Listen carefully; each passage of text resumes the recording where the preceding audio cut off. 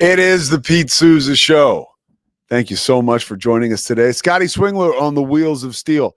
Shahan Jayaraja waiting in the bullpen. CBS Sports Zone.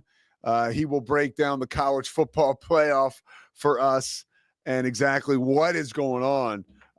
It sort of makes sense, the playoff itself, but there's a little bit of madness into the reaction from the playoff, back and forth between athletic directors, one from SMU, one from Iowa State. The Iowa State athletic director was complaining about other teams and their strength of schedule, at which point the SMU athletic director got involved and said, hey, no offense, you guys played North Dakota, Arkansas State, and some other kind of, not very good money game. So anyways, it's complete bedlam on a personal/professional level for a lot of people as they react to this. It's quite possible that Alabama is able to rear its ugly elephant head back in the entire mix of this whole deal. If Clemson can beat SMU, which is a very, very real possibility. So it's all over the place. Scotty, can you bring up the let's check the graphic real quick. All right, so there it is. Slovacics is number 5. Congratulations to Ray and the crew there. That is amazing. We are presented by Slovacics. All right, check it out. Oregon 1, Texas 2, Penn State 3, Notre Dame 4, Georgia 5. We see as we look down, now you see Miami 12, but now let's break out the bracket. There it is. So you don't see Miami there, and you won't. It was pretty much set on record, and we talked to Shahan about this, or we will, that if you're not on this screen right now and you're not playing in a conference championship game, you're done. I mean, that pretty much is where it stands right now. So we sort of know what we're working with. And when you look at this, I mean, boy, every game I'm excited for. Indiana at Georgia, obviously Alabama at Notre Dame, that will be amazing. I think that will be an amazing game simply because the game will be played in South Bend. I worry about Arizona State going to Happy Valley. I think that could be an absolute blowout. I love the Sun Devils and what they're doing, but on paper, at first glance, that does not look good. I think Tennessee and Ohio State, again, that game is in Ohio State. I think Tennessee will get annihilated. I do. On the road at Ohio State. One thing that strikes me interesting as we talk about the college football playoff and just all this stuff, okay? So Texas, right? They're in their first year in the SEC. Well, lo and behold, like there it is. A brand new team has now found itself ranked at the top of the SEC, the best conference in college football. A team coming from the Big 12. I'm not sitting here being the Big 12 apologist. I go, look at this. Texas has always been, I don't care who you are, what you say, its own entity. I know it pisses people off around here with Baylor and stuff, but at the end of the day, we get caught up and we get pissed about the pomp and circumstance that surrounds Texas. But they are kind of better than everybody. And money has a lot to do with that.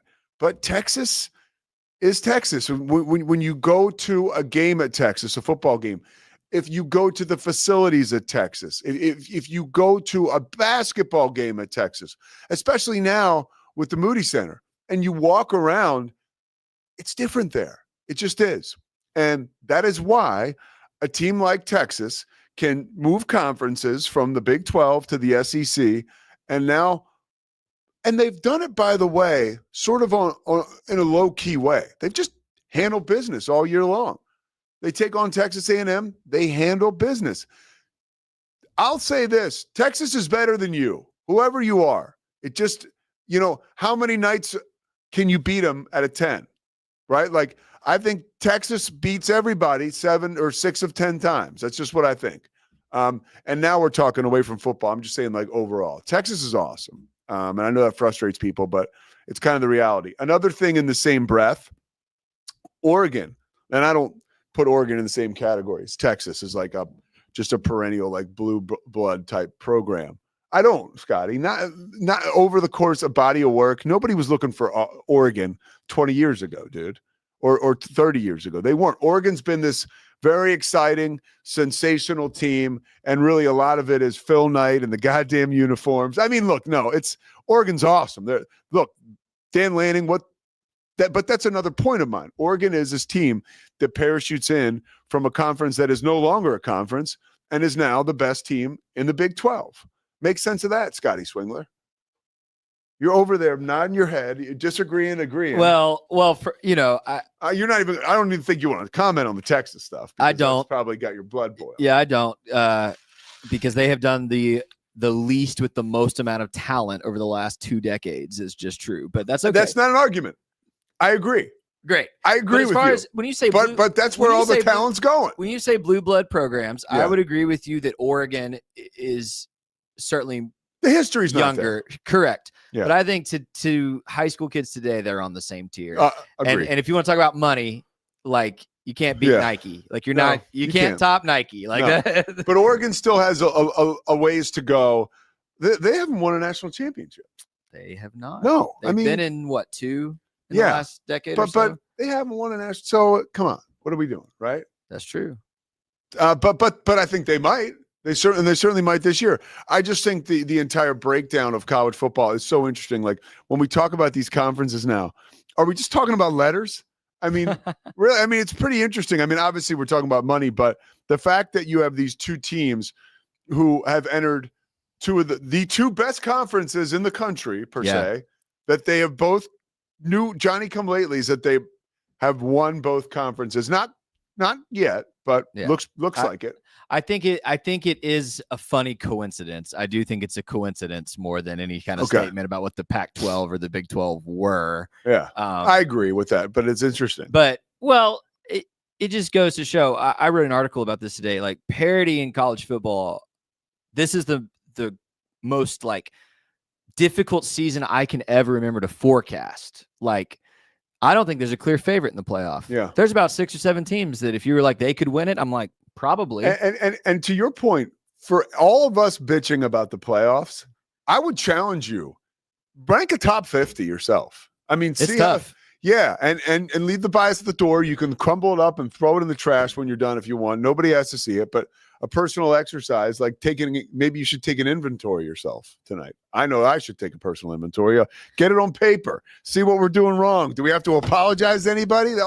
Write it all down. That's what we do. That's what we do in my little 12. It is program. Hard. I would encourage people. The exercise that is frustrating is if you get on Twitter or X, you'll see the blind test, right? Here's team A's resume. Here's team B's resume. Yeah. And you'll see, for instance, that completely blind without knowing what names are on the uniforms. BYU has an infinitely better resume than Clemson, for instance. But BYU is not going to get the love because the name on the folks, unfortunately, the name on the jersey matters. Like that blue blood tradition does matter. It sure does. We can whine about Alabama sneaking in all we want. They are still Alabama. And when we had the graphic up and you think of that program traveling to Notre Dame, they've never played there. I'm sorry. That's great TV. Yes. And it is at the end of the day, a television production as much as it's a playoff. Yeah. And for years with the top 4, I was like, man, if you're having a fight to be that 4th team, where's your claim to be number 1 at the end of the day? Yeah. If we're arguing about the 11th team, what are we even talking about? None of those teams. Put that graphic back up one more time. None of those teams deserve to be number 1. So the fact that the 11th guy gets in is just for fun. I agree. It's just for fun at that point. All right. So here's one thing to keep in mind too. Boise and UNLV play in the Mountain West Championship game. This is first of all, by the way, I challenge you, Swingler. Tell me the name of the quarterback that left UNLV after they were 3-0. Oh, I knew it. I knew it when it happened because it was such a big deal, but I have forgotten his name. Way to go, dude. And do we know where he's going? I have no idea. And I'm sure there'll be an article about it or whatever, but it's all anybody could talk about, months ago. But now, hey, check it out, right? This is now a huge game. It's on Friday night. It's going to be on Fox, on national television. I don't even know what the guy's name is who left UNLV, but I do know this. He could be playing in the biggest game of his life if he had hung in there. Or maybe he wouldn't be. Maybe this other quarterback is way better. He's played very well. Yeah, I don't know enough about the team. I know this. that UNLV is going to be screwed royally because the game is in Boise. It's at Albertson Stadium. Like, let me just look this up, what the weather's going to be like, right? Let's do a little Boise weather. Friday, it'll probably be around 27 degrees. I mean, 37 is the high. So the sun goes down. It's going to be cold, and it sounds like Ashton Genty weather to me. I would love to say that UNLV is going to go on the road and win the Mountain West, but that game being played in Boise, I think, is a death knell to them. I think if, like most other conferences, you were to meet at a neutral site, like for them, if they were to meet somewhere, I don't even know where a Mountain West, maybe somewhere in Utah, but it's not the case. They got to play at Boise. Doesn't bother me. I kind of wish the Big 12 did that. Really, home? Oh, yeah. Yeah. Oh, I don't. Like, I think they're, this year's kind of chaotic in the Big 12, but I think in years past, I would have thought, yeah, if you've earned, especially because the Big 12 dropped the conference championship game for a season and then brought it back after Baylor and TCU got screwed out of the playoff in 2014. Yeah. Right now, it's like you finish 1 or 2 in the conference, whatever, you get to go play for that championship. But if the incentive was you get that game at home, think about what that does for your fan base, for your city, I think that feels more like college football to me. Just like I'm excited for these first round playoff matchups to be on a campus. Like that's going to be electric. All right. Fair enough. And coming up, next segment is Shahan Jayaraja. And I want to give this dude some props. I don't say we're going to give this guy some flowers. I hate that term. Scotty, do you hate that term as much as me? It's not my favorite, but I don't have any visceral feelings towards it. You're more adult than I am. You're a much more well-rounded individual. So anyways, Shahan Jayaraja is a guy. He's from the DFW area. He went to school at Baylor, wrote for Baylor's newspaper, The Lariat. And I'm going to tell you why this guy is special. Scotty knows him. He could tell you all day about him.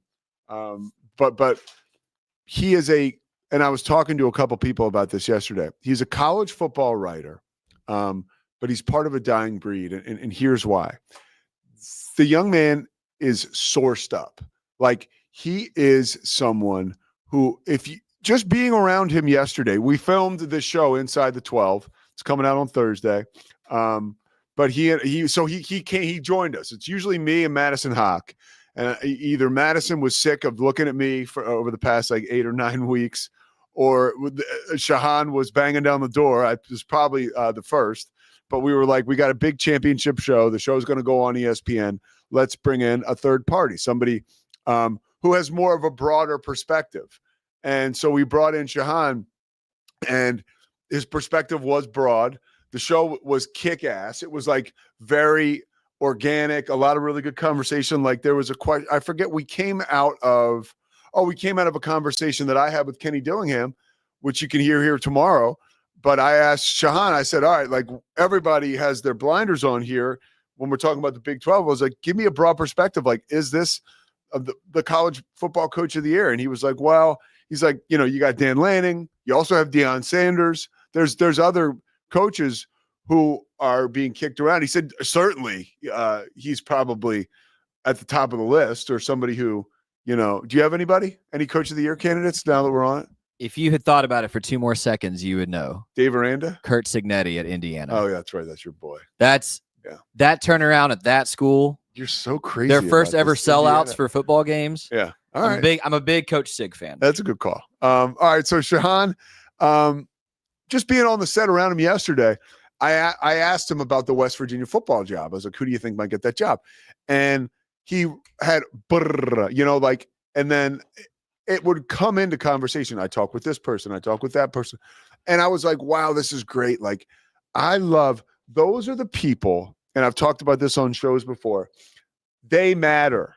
In this whole, this is there, that thought's out there. I put that out there on Twitter and let me write an article or let me aggregate something. This is someone who is talking to people who are in the room, and he is sharing information from those conversations in a way that's journalistically has journalistic integrity, because I don't know how to say it the other way. And it's interesting stuff. Like, I try to keep it here, like based on my experience in life, working in pro sports, playing sports, calling sports, being in locker rooms that I've been in. I try to make educated opinions on that. Sometimes I just, if you listen to this, I just go off the reservation with crazy stuff, and that's kind of part of it. It's my show. Like I kind of finally can do that. But most of the time I try to keep it like educated. That's all he does. Like if you have to kind of push a guy like that to give you hypothetical answers and what do you think, and I feel like, especially in college football, like he is, he's already one of the guys, but I feel like he could be the next guy, because when the camera came on, it was like, wow, he was really good. Like I'd say he's a natural, like he is, like he's a natural. Like yesterday, he had not sat with Madison and I in that studio, beautiful studio, at all. And it was 5 minutes before it felt like clockwork. And that is a specific talent and level of comfort within yourself and ability to articulate. Now, he's been doing it for a little while, you agree? Yeah. So I've known Shahan since we were both undergraduates at Baylor, and it's when people find their calling in life and it's exactly what they were meant to do. Like the dude was meant to cover sports and write. Yeah. Like he is so gifted. We've known that since we were in college. Yeah. Like I worked with him a little bit at the Lariat, like super talented dude. But what you're pointing out is that natural comfort in your own skin, like just funny, all of it. Yeah. Very gregarious and all of it. Like he is also like practiced that, like you're saying, and worked hard at it. And like, been very like, I'm always impressed with his self-confidence. There was a moment yesterday, we were filming this show, and I was taught once by an old news director I had. Actually, the guy was the GM of the station. I was doing morning news at the time. And I asked him, I said, how am I doing? And he said, you're on in the morning. Keep in mind, you can always take more chances in the morning. Like take some chances. And that was basically, he was saying, be yourself. Yeah. And so my friend Tony's calling. Does nobody know I do this show live at 1:00? Apparently not, right?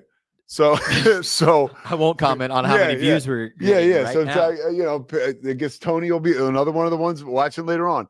So because people watch and they comment. So there was a moment yesterday. We're talking about Iowa State's defensive coordinator, John Heacock, and how awesome he is. And rewatching the Iowa State game, getting ready for the show, it was revealed on the broadcast that he, out of all the things he likes on Thanksgiving, he likes lima bean casserole. It's his favorite. So I was like, so yesterday we were talking about him. I was like, this is a good opportunity to take a chance. And I go, I love everything about this guy, but the fact that he eats lima bean casserole at Thanksgiving and that's his favorite component of the meal, like that's worrisome to me about this guy. As he can coach my defense all day long, I'm not sure if I trust him. Yeah. And then Shahan butts right in and goes, I don't know. I like my defensive coordinator being a psycho. And I was like, this guy's awesome. Yeah. Like he gets it right away. I mean, that was almost like he threw me a lob, or I threw a lob to him. It was like, I was like, wow. Like I just met him earlier that morning. And that was one of those moments I was like, damn, this show's good. Like, and it takes someone like that who's willing to take a little bit of a chance, So he does a hell of a job. Yeah. And again, like dude that is just doing what he was like put on earth to do. And it's obvious, like so gifted, so gifted. All right. Well, now of that buildup, you're going to have to find out if he's gifted or not. We're coming back on the other side of this break with Shahan J. Araja. Stay with us. It's the Pete Sousa Show. Sports Pete. Nobody tells our stories better than our clients. The difference is stark. I was rear-ended at a stop. I thought I was fine, and then once I got home, I realized it's a lot worse than I thought. I ended up having a ruptured disc. You say you're not hurting, and then an hour later, you're saying you're in all this pain. I just felt like most people would think that I was lying. And that's when I decided to call Daniel Stark. I owe a lot to Daniel Stark. They really got me what I deserved. The difference is stark.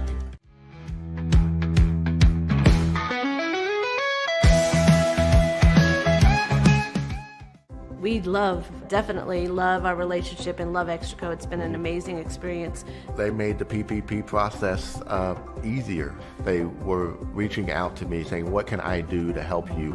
That made a huge difference because my stress level, when we shut down, to afterwards was night and day. Our experience with Extraco has been phenomenal since the very beginning, so we love Extraco.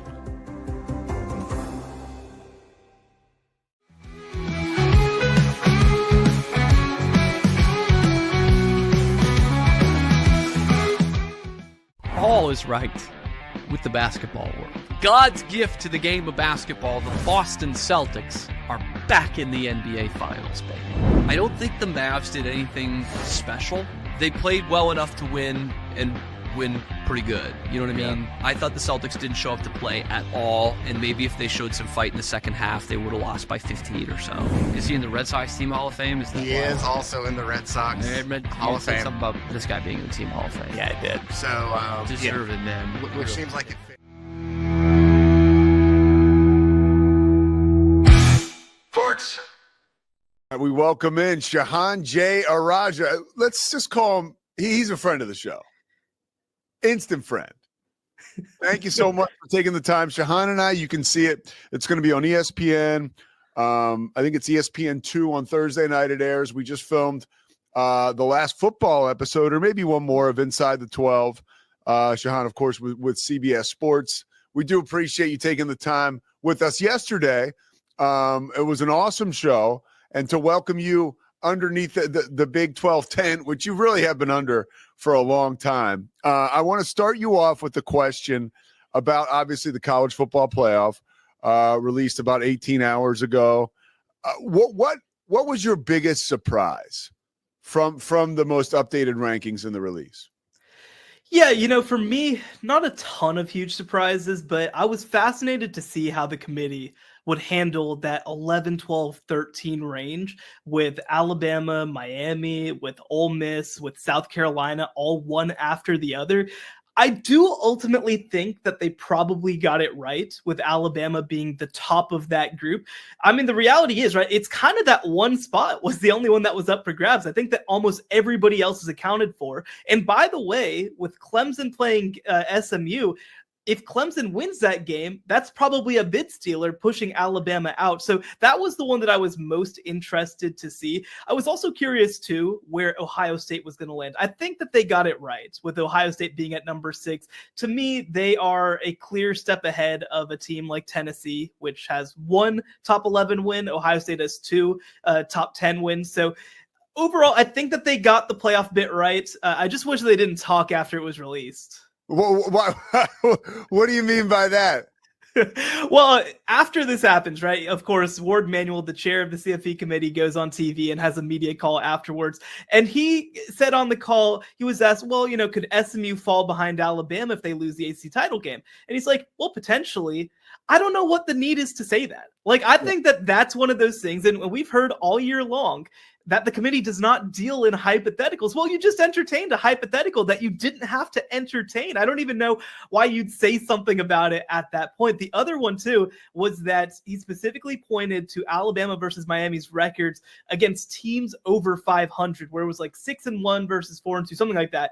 And the thing is that one, Alabama, that means, is 3-2 against teams that are 500 or worse. And the other piece, too, is that if you put that to 500 or better, then Miami also has 6 wins. It's just that they're at the 500 points. So, again, when you start trying to, and I want to be sympathetic to the committee chair, right? Like, he has to explain the thought process of a room that he might not necessarily agree with. He does have to come up with some justifications that he might not necessarily agree with. But man, does it make it feel a little worse whenever you get an explanation that just doesn't make any sense. Yeah, that's a great point. I saw that quote this morning among, right, like ADs going back and forth. I mean, like the shots have been fired between Iowa State and SMU talking about strength of schedule. And it's almost like ESPN has to love this, right? Just like there's just more and more heat around this, right? I mean, it's not something necessarily you want to talk about, but you are talking about it, and it makes for interesting fodder. What team, if you think right now, is on the outside looking in, has the biggest gripe as to, hey, what the heck's going on here? Well, a team that's kind of all the way outside right now, I don't understand how BYU is being treated. They're being treated like that game against SMU in week 2 just never happened. They went on the road, beat number 8 SMU, and they're still number 19 as a 10-2 team. I pointed out yesterday, number 18. The number 17 team is Clemson, which is a 3-loss team. BYU has the 44th strength of schedule. Clemson has the 53rd strength of schedule. And yet, as a 3-loss team, they're still ahead of them. And if you look at a metric like strength of record, that usually coincides pretty well with the thought process of the CFP committee, BYU is actually number 12 in that metric. Now, look, Arizona State, of course, is going to be ahead of BYU as a fellow 2-loss team that has a head-to-head victory over BYU. But to me, BYU should be much closer to the top 15 of these rankings. And really, all of these teams from the Big 12 should be more in contention with the South Carolinas, the Ole Misses, the Alabamas of the world, the Miami as well. So that to me was just really silly to me.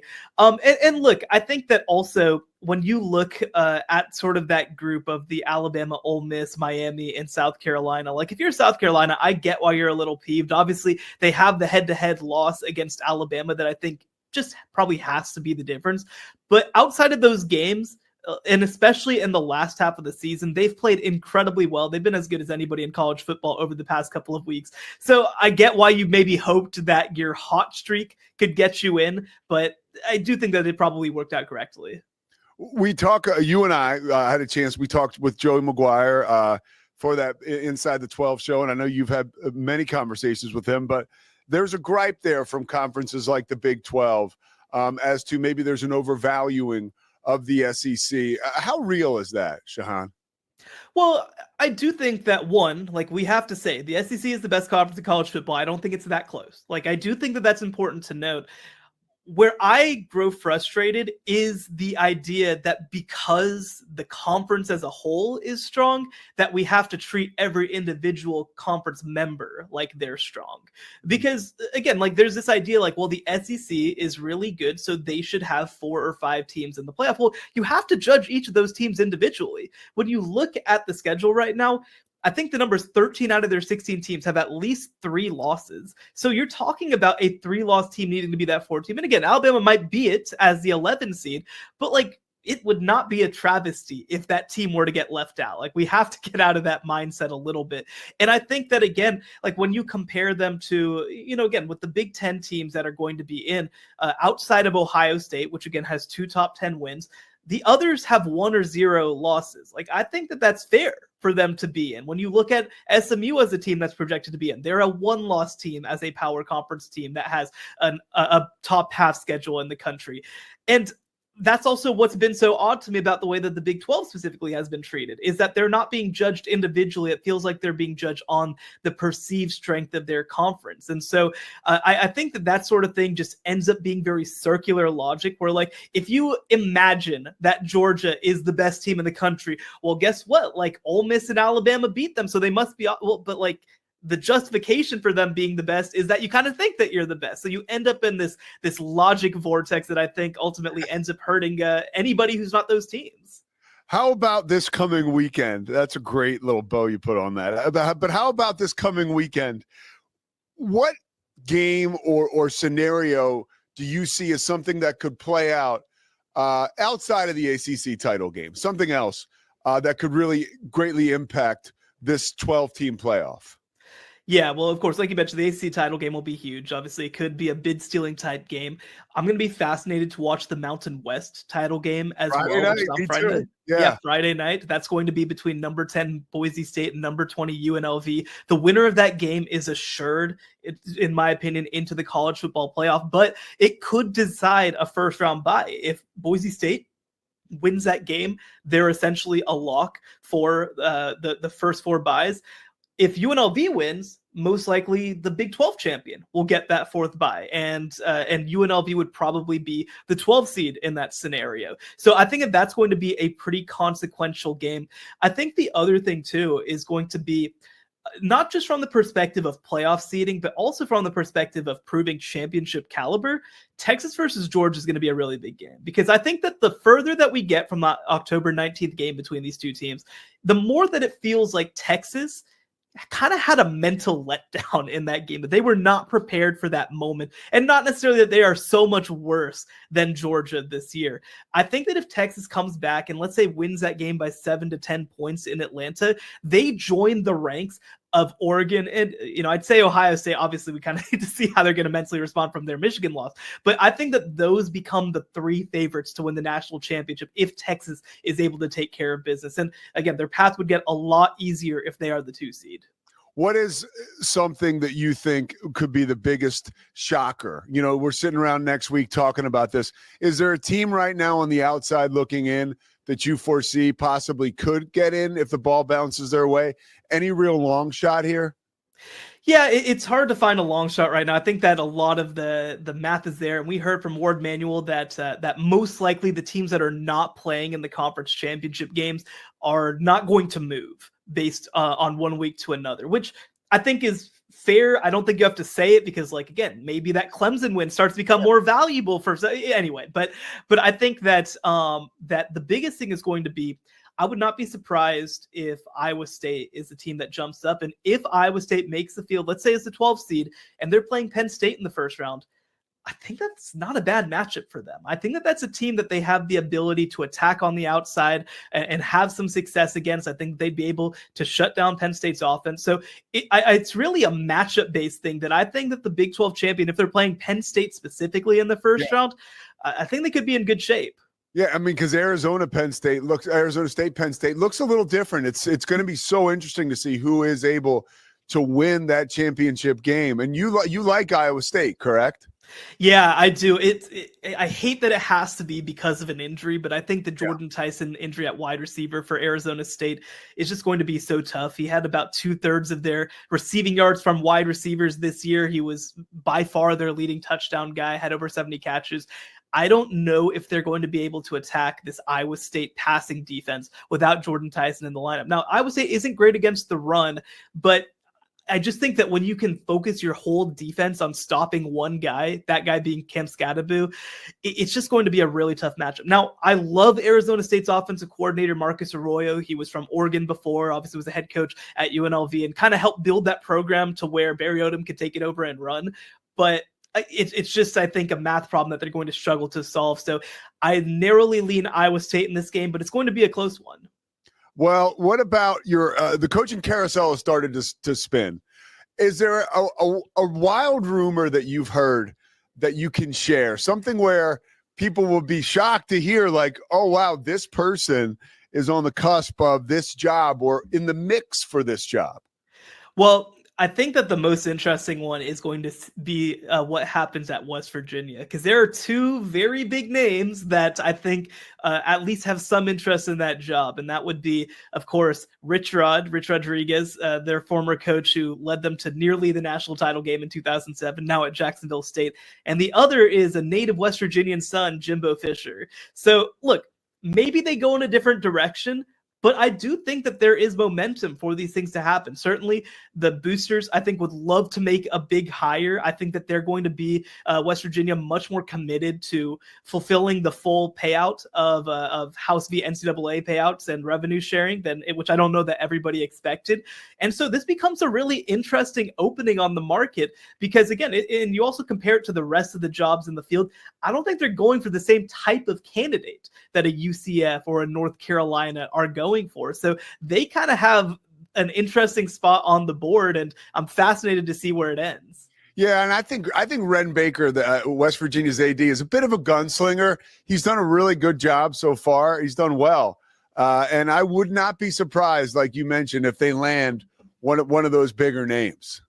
Yeah, and the other thing too, I've known Ren Baker since he was the athletic director at North Texas in my neck of the woods, and he is a tremendous fundraiser. He does a great job of getting boosters in alignment. And look, West Virginia is in some ways a tough place to beat, right? Like it obviously doesn't have a ton of big fish. So when you get everybody working in the same direction, which I think Ren Baker can do, it makes for a really interesting circumstance. And I would even point to Ren Baker's arrival as to why Neil Brown was able to have some of the success he had over the last 2 years before they obviously moved on from him. Yeah, and that's the only, you're the only show in town, although it is kind of difficult, you mentioned, to get people to go there. We're not talking about USC, but once you get there, that's it. You're the show. Yeah, I remember talking to somebody over there who was like, I think that I talked to Ren a little bit at Big 12 Media Days last year, and he was like, the biggest difference for me is like, I had I think it was a women's basketball opening, and he got like a call from the governor for like giving his insight, right? Like this is the sort of thing that doesn't happen when you're at North Texas or at a lot of these other jobs, right? I mean, even you look at some of the really good SEC jobs or really good Big 12 or ACC jobs, like it's just not that dynamic. You are the governor of West Virginia when you're the head football coach at West Virginia University. And so I do think that that it's going to be fascinating to see not just who do they bring in from a football coaching perspective, but who's able to really step up and be that leader for the fan base and for the state. A couple more things for you. First of all, it really is special that you shared your Spotify Wrapped with the world. And you're obviously an amazing father, because 1 through 5, we've got the top 4, all from the Frozen soundtrack. Congratulations to a job well done. Well, I'll tell you what, I mean, obviously my 10-month-old has a lot to do with that, but this is really my wife's fault, because she made a Disney playlist, and it's like in order, of course, of like album by album, and the first 4 songs of it are, of course, from the Frozen soundtrack. So anytime that we put that on, it always cycles through those. So I think that I'm unfortunately done being able to get any use out of my Spotify Wrapped. Well, and then, hey, number 5, Beyonce, Bodyguard, baby. There you go. Yep. So, look, we try to mix it up a little bit. We're exposing her to culture, but obviously, sometimes you just want to toss something on and leave her be. Jahan J. Raja, I was next to you yesterday.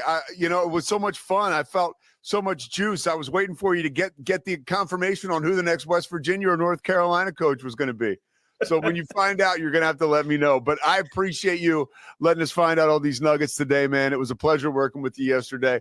We'll look for Inside the 12 on Thursday. That's going to be on Big 12 Studios, YouTube. And, of course, it's going to cycle through I think it's on ESPN at 10 o'clock Central, ESPN 2 tomorrow night, and then it'll run a bunch of times. So great job. Pleasure working with you. Of course, you can catch them CBS Sports' Zone. We appreciate you spending time with us, Sean. Thank you so much for having me. All right, brother. It's the Pete Sousa Show. Sports, Pete.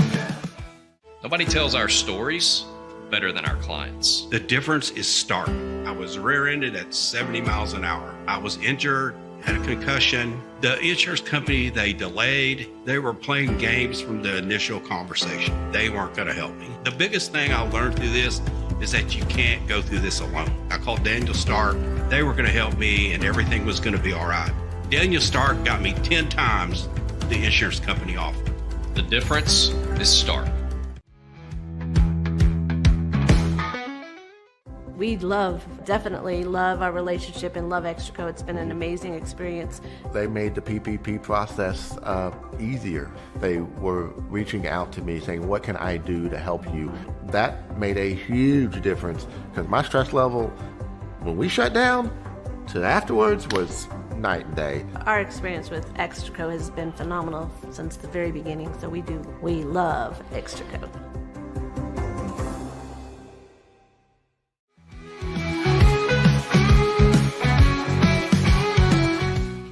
You are here with your shoot first point guard, Corey Dickman. Also, if you're not creating new fans in a small market, then you're not creating that base of people to go to games and pay for merchandise and pay for stuff and concessions at the Moda Center and yada yada. Yeah, let's talk draft. That's the only thing we have to look forward to. The only thing we have to look forward to.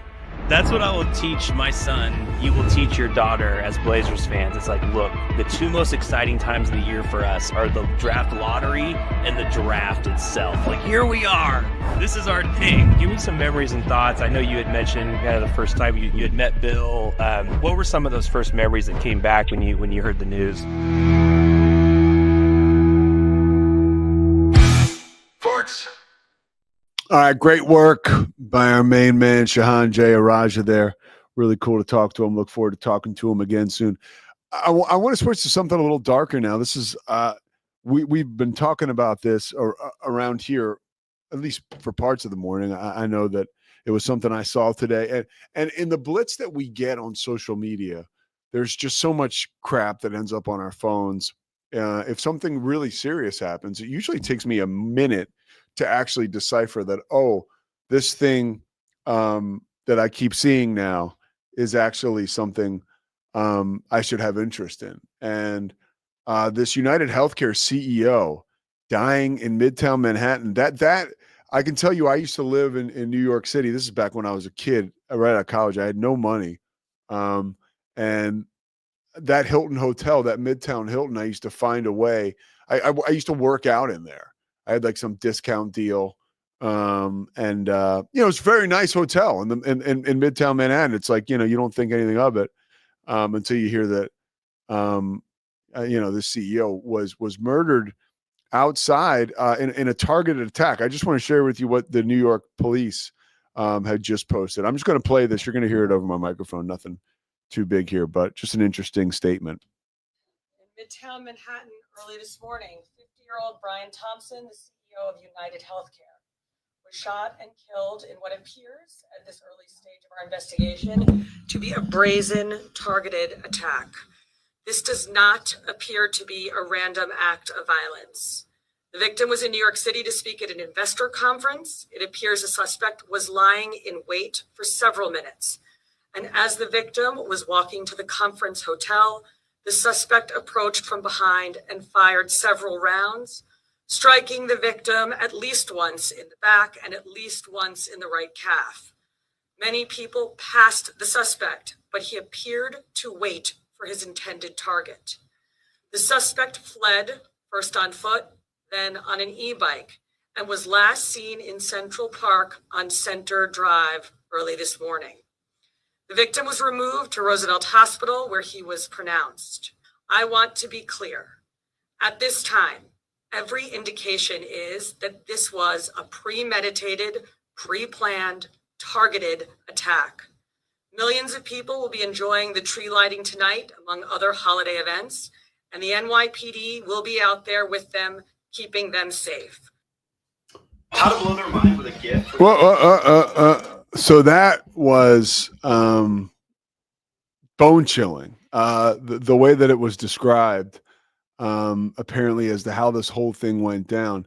So this is a guy, 50 years of age, and pretty laid back guy. I'll just read some of the information that the Associated Press has put out. Thompson, known simply as BT to his colleagues, appeared to be universally praised by his employees and coworkers. He's a 20-year company veteran and was the chief of United Health's global employer, individual specialty, and government benefits business. So this is like, I now, right now, I am clearly no one who is educated enough on this situation to know as to why something like this could potentially even happen. That's why there are news outlets out there. But the fact that we live in a world where like something like this would happen, nothing surprises us anymore, right? I mean, we've watched enough true crime stuff. But this murder, this is like, gosh, you go back to New York City, and I could not imagine this would be mob related or anything like that. But really, who knows? I don't know anything about it. I just know that it was a masked gunman that was waiting for him, that we just heard the police talk about, that shot him and killed him. At 7 a.m., we're talking approaching broad daylight. I think it was 1985. So now we're talking, 40 years ago, 39 years ago. No, 41 years ago. Paul Castellano was shot outside of Sparks Steakhouse in Midtown Manhattan. All around there were people shopping for Christmas stuff. I think it was like December 10th or something like that. But like, look, even in New York City, my point is like, this stuff doesn't happen.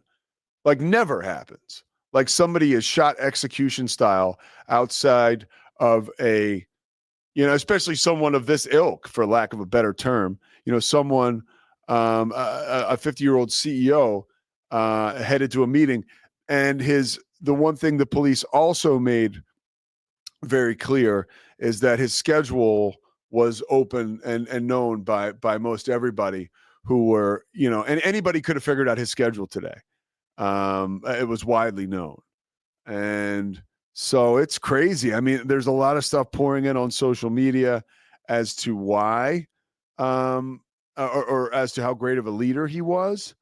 But yeah, this is wild. Scotty, have you heard anything like as to why this happened? No. Nothing? No, and I honestly think one of the we bragged on a great journalist earlier today, Shihan. Yeah. And the way he is sourced and well informed. Yeah, we are not, right? And what's unfortunate about the news landscape in 2024 is you're going to get all sorts of theories and things that are not sourced and not confirmed, and it just sucks, man. So the suspect is being described, and this is by NBC now, by using a firearm with a silencer. And Thompson led United Healthcare. This is the victim, the largest private health investor or health insurer in the United States. And let's see, is there anything else here that I could see? No, patrol, emergency medical services. He was walking alone. Let's just read this part. This is again from NBC News. As Thompson walked alone towards the Hilton, the suspect stepped onto the sidewalk from behind the car and approached Thompson from behind, firing several rounds that struck him at least once in the back and at least once in the right calf. We heard that. Following the shooting, the suspect fled on foot in an alleyway between 54th and 55th Streets. Remember now, this is December in New York City, Midtown Manhattan. There's a reward right now, a $10,000 reward that would lead to any evidence. A hot dog vendor near the Hilton who was present at 6:30 a.m. Eastern time said he did not hear any gunshots, but noticed a sudden swarm of police. So it really was, the silencer going. So we will learn more about this, but just an absolutely dreadful story and situation that the fact that would take place in broad daylight, basically. And if you've been in New York City lately, Gesundheit there, Scotty. I was there this summer.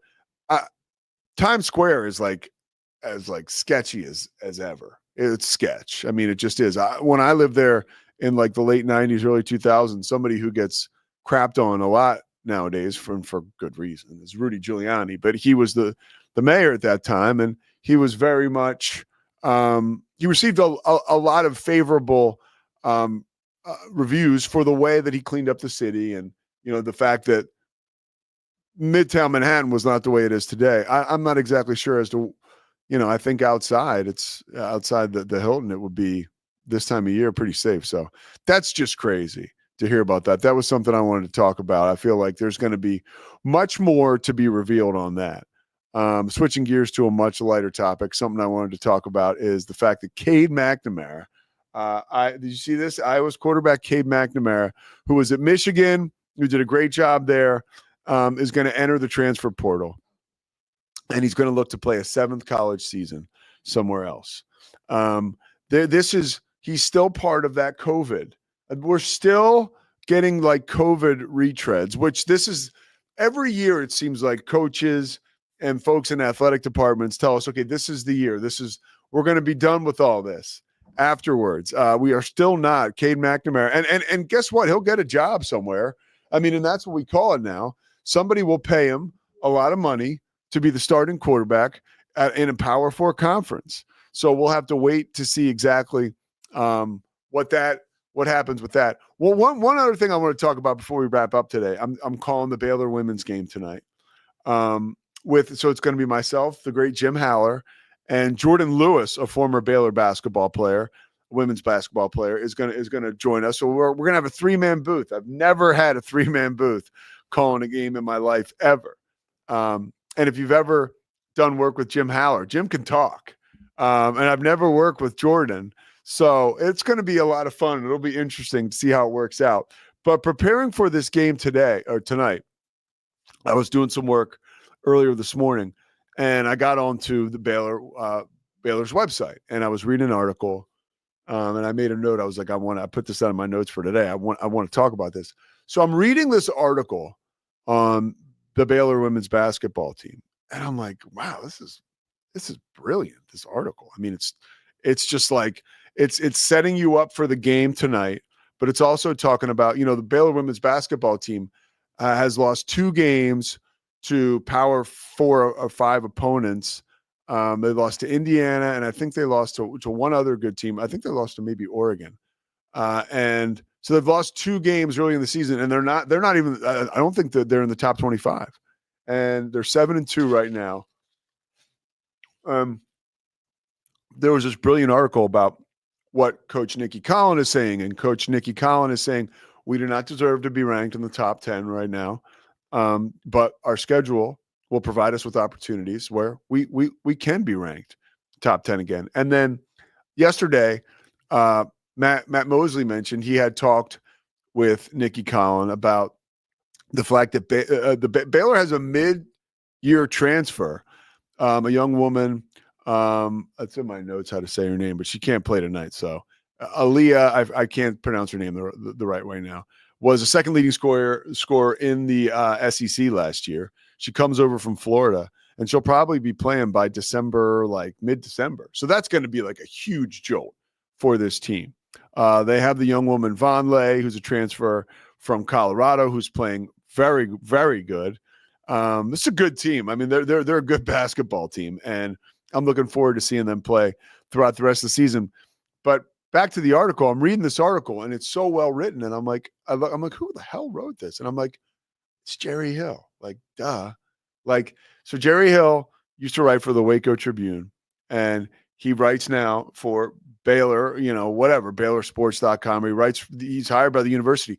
This happens often. When I was working in the NBA, the guy who wrote Michael Jordan's book, God, what's his name? Stan, Chicago writer, whose name escapes me right now. I got to look it up now. Hold on. Chicago writer, Michael Jordan. Oh, The Jordan Rules. That's who wrote it. The Jordan Rules was the book. Who was it written by? Sam Smith. So Sam Smith was the Chicago Tribune writer. He was a beat writer and became a columnist. And then he ended up writing for like ChicagoBulls.com. And with the death of newspapers, we see this more and more. Like a guy like Jerry Hill ends up writing for Baylor. And it's like this amazing article. Like I'm reading this like amazing piece of literature. And I'm like, oh gosh, that's like Jerry Hill, like getting you ready for the game tonight. So I urge anybody, go ahead and read the preview on Baylor's website. And check out Jerry Hill and the work he put together. And that's all the time. Like, read Jerry's stuff whenever you can. Obviously, you might be Central Texas based or follow Baylor if you're watching this or listening to this. But he does a tremendous job. And I was thinking, too, I was like, I wonder what his workload is like. Like, does he wake up in the morning and is like, okay. Because I was like, this is like, he's probably got, and then I started to get stressed about all the stuff he's got to cover.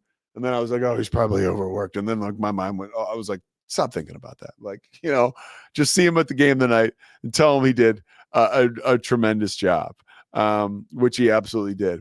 We want to wrap up now with one more look. Scotty, if you can bring up the 12-team college football playoff. I'm looking at it right now. Just a quick refresher.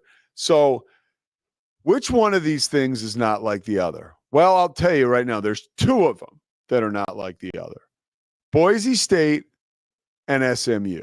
Like, already we have a bit of an issue here when we talk about plugging these teams into, like, yeah, Boise State and SMU, Scotty. Like, I'll tell you right now. You ready?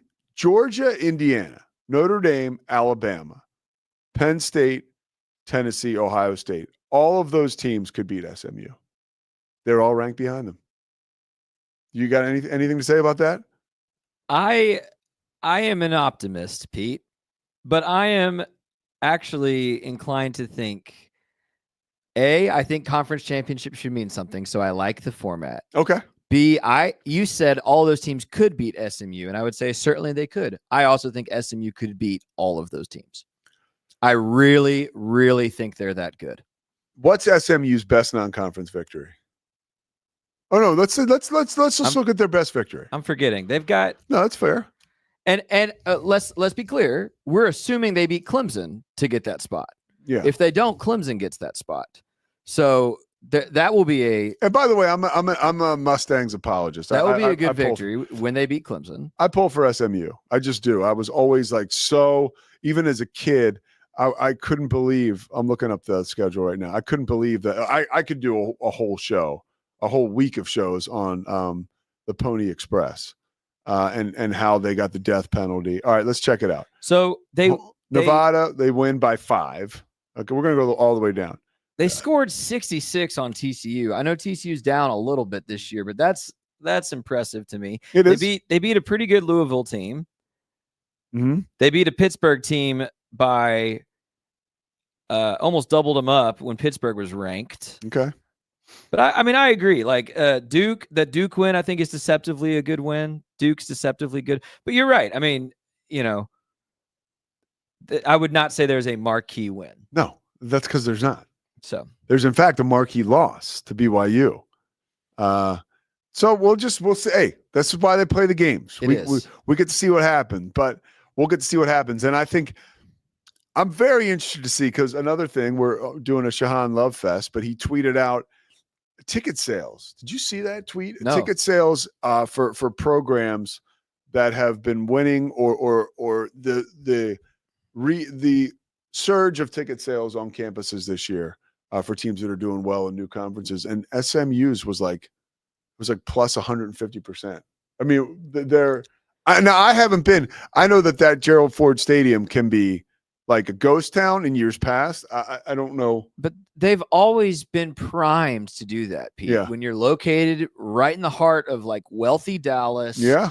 That is football. I mean, Texas is football mecca, especially for those of us who grew up here. And so you put a top 25 college football team in the middle of Dallas, you should sell it out every time. Yeah. Like, it does not surprise me, that they've been able to be successful quickly. Yeah. And Rhett Lashley's a hell of a coach. Yeah. And 2, that they've invigorated that fan base. Yeah. It's not a surprise at all. Well, we're going to find out that this is the best part about this time of year. We'll be sitting here 1 week from now looking at the college football playoffs. Yeah. That's it. We're going to look at a bracket, and we're going to be priming for games that Saturday. Correct? Our games? I think so. Yeah. Pete, I'll make one more note since we've talked about it, and I know we're close to time, but with that SMU currently at that bye, 8th overall ranking, there is some talk. I saw SMU's coach said this. Rhett Lashley said this today on another podcast.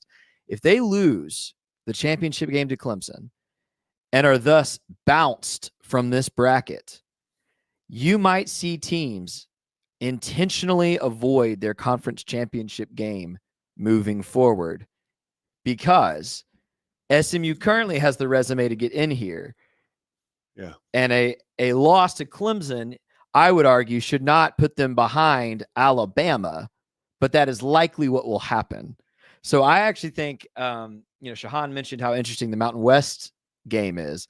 I'm most interested in this Clemson SMU matchup, because if SMU loses and they don't make the playoff, they shouldn't have played the freaking game. This is why we play them. It's interesting, isn't it? It's very, very interesting. And it might even be Miami that sneaks in there. And that's one of the and I can weave in one last thing. I love what Dion had to say when he was asked about bowl games, and he was like, "No, we're playing bowl games. Oh, guys, it's simple." Like, and I appreciate so much like how Dion is just like kind of like, and even some of the guys, like I even mentioned like what's Ted McMillan playing his final game for because it was an Arizona State game. Like, why wouldn't I play? And so here we see Deion Sanders is like, we're playing. And so I do appreciate, I feel like this year there's been a little bit more of the, football's fun. That's why we play. We play, you know what I mean? Like, let's go play the game that we love. It's simple. It's another opportunity to play. And I appreciate that rather than overlooking or overanalyzing. All right, we'll be back tomorrow. Big interviews. We got Kenny Dillingham, Joey McGuire. Also, you'll hear from Roy Ogletree tomorrow, KWTX newsman. And that's it for me today. Have a great one. We'll see you tomorrow. It's the Pete Sousa Show. Sports, Pete. Nobody tells our stories better than our clients. The difference is stark. I was rear-ended at a stop.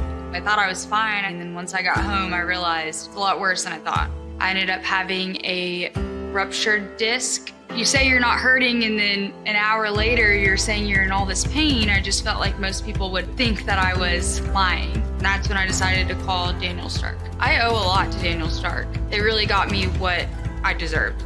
The difference is Stark. We definitely love our relationship and love Extraco. It's been an amazing experience. They made the PPP process easier. They were reaching out to me saying, what can I do to help you?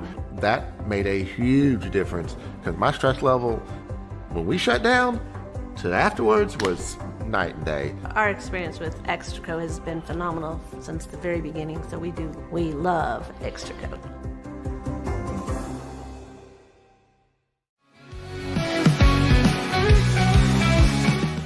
I mean, yeah, a new coach comes in, they're going to turn the roster. I think that's just we've got all these transfer portal stats and what Dion did and what Fritz has done. I mean, that's the deal, man. That's the game that's being played nowadays. Maybe a little bit unknown at quarterback. I mean, unknown to the rest of the world, but you know, he dove into the portal and got a guy who is super, super athletic.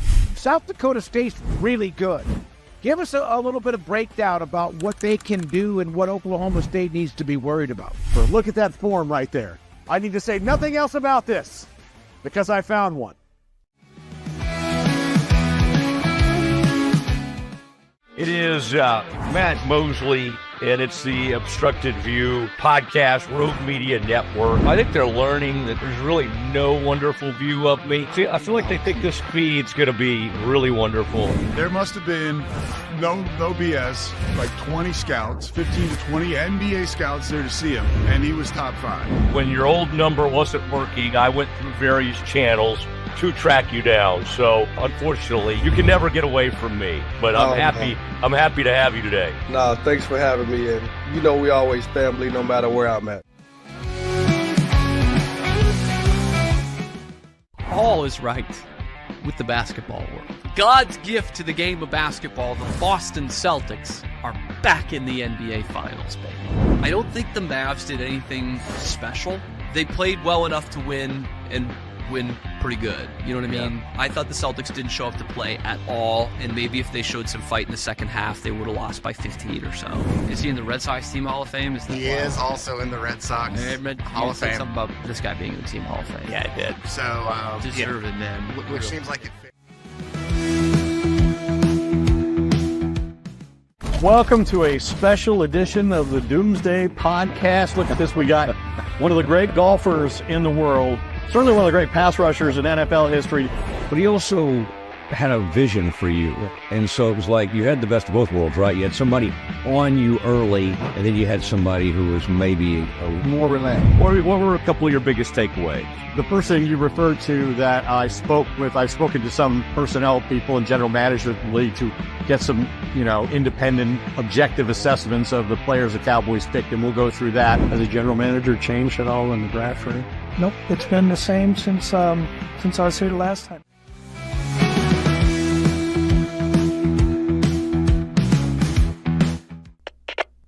We are Rogue Media Sports.